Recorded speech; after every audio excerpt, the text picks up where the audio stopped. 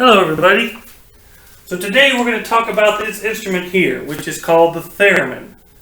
Now the theremin was created by a Russian physicist by the name of Lev Theremin.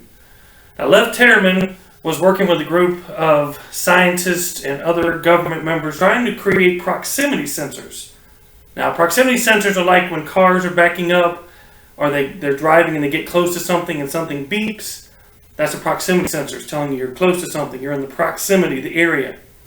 So out of that kind of work and trying to figure out stuff, Lev Theremin created this instrument. Then he moved to the United States, and he used to show it off until eventually he patented it, and it became known as the theremin, because at that point he had changed his name to a more American name, which was Leon Theremin. It's also been known as the thereminaphone, the aetherphone, the etherphone, but theremin kind of became the common name for this instrument. Now, it was patented in 1928. Didn't catch on at first, partly because by 1929, we were in a depression.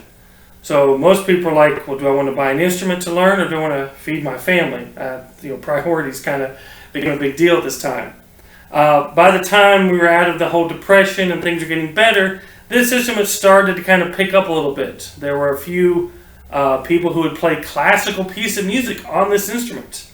But then, by the 1940s, after the Second World War, with the kind of technology getting greater and greater as civilization advances, there was easier ways to perform what this instrument could do. So this instrument kind of got pushed to the wayside and became more of a novelty in a way.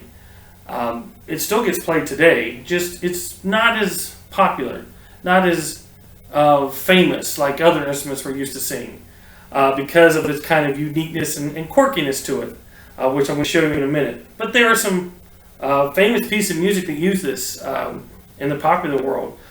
For one thing, it showed up in a lot of movies in the 1940s and 50s, especially the sci-fi movies. Showed up in cartoons when they wanted to create certain sounds. Especially like Jerry the mouse, when he would laugh, this was one of the instruments they would use sometimes to make that sound. There's a song called Whole Lotta Love by Led Zeppelin. They used it in the middle, and Jimmy Page, the guitar player, used to bring it out on stage during that song, and he would do a huge kind of solo in the middle of Whole Lotta Love with the theremin. There's a group called Tesla that used to use it a couple times in the 80s and 90s. They had a song called Edison's Medicine that used it right in the middle section. The Beach Boys use this, or a similar instrument that sounds like this, in the song Good Vibrations.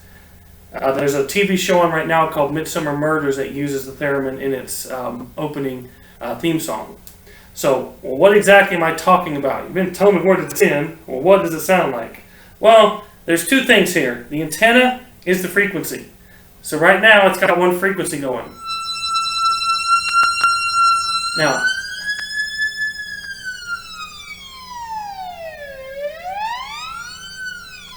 as my hand gets closer, the pitch gets lower. As it gets farther away, it gets higher.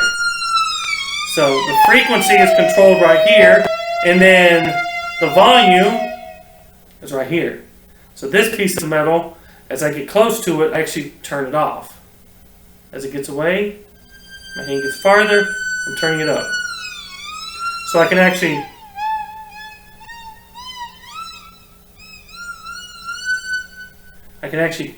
stop the sound and make kind of, space.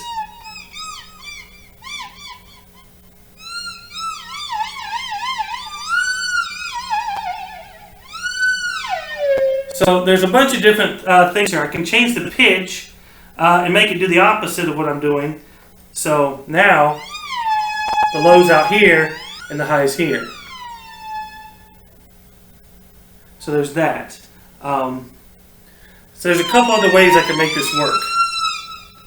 I can change the wave, I can change the brightness, that's what all these knobs are for. So let's just do a little demonstration of some things I can do with this, just messing around with it. I want to thank my friend Bill in the band that I play in. He actually helped put this together for me. Well, he built the whole thing.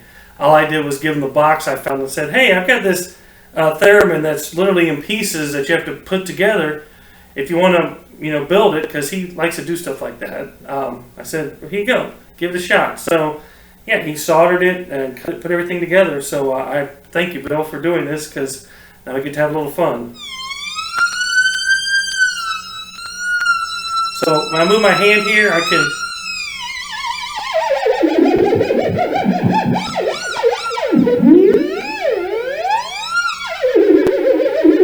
So by shaking the hand, I change the...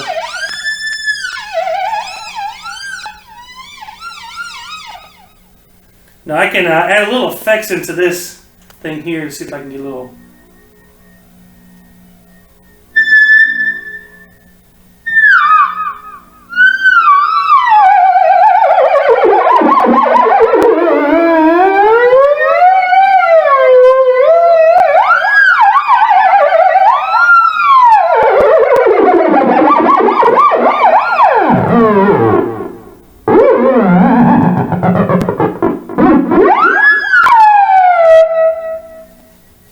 Alright, so there you go. So the theremin is just an electronic instrument using sound to create the different pitches.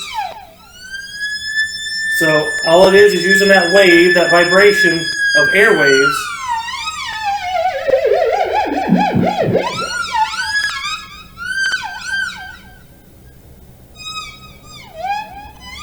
So you gotta kind of get used to moving your hands on it. Alright, so once again, this is not an instrument that I can play very well. I'm just, like I said, I'm just showing you kind of a demonstration. But if you want to go out there and look up stuff, I suggest doing it. Go on YouTube, type in theremin, type in master theremin. If you want to see some people who can really play the instrument. They can play whole pieces of classical music just by moving their hands up and down. Just by this whole kind of finding the sound, finding the volume in there. So, once again, so that is the theremin. Theremin. Theremin. Patented in 1928. Invented by Leon Theremin, who was a Russian physicist who created this instrument. Thank you again for joining me. Stay safe, stay healthy, wash those hands. It's been a few weeks of quarantine here. Guys, I hope to see you soon. If not, keep checking out my YouTube site, and I will have some more videos posted through Facebook and everything. Thank you very much.